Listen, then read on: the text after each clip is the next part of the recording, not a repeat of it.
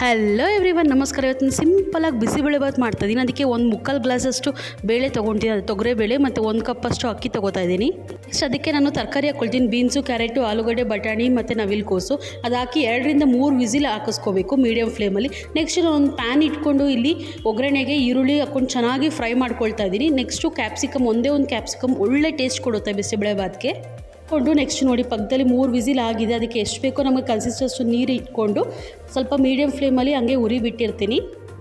Capsicum ಎಲ್ಲ ಚೆನ್ನಾಗಿ fry ಆದಮೇಲೆ ಇದಕ್ಕೆ ನಾವು ಕಟ್ ಮಾಡ್ಕೊಂಡಿರೋಂಥ ಟೊಮೆಟೊ 2ರಿಂದ 3 ಟೊಮೆಟೊ ಹಾಕ್ಕೊಳ್ತಾ ಇದ್ದೀನಿ. ಇದನ್ನೆಲ್ಲ ಹಾಕ್ಕೊಂಡು ಮತ್ತು ಇದಕ್ಕೆ 2 ಸ್ಪೂನ್ ನಾನು ಖಾರ ಪುಡಿ ಹಾಕ್ಕೊಳ್ತೀನಿ, ಚಿಲ್ಲಿ ಪೌಡರ್, ಮತ್ತು ಸ್ವಲ್ಪ ಅರಿಶಿನ, ಮತ್ತು 3 ಬಿಸಿಬೇಳೆಭಾತ್ ಪೌಡ್ರ್ MTR ತೊಗೊಂಡು ರುಚಿಗೆ ತಕ್ಕಷ್ಟು ಉಪ್ಪು ಹಾಕ್ಕೊತಾ ಇದ್ದೀನಿ.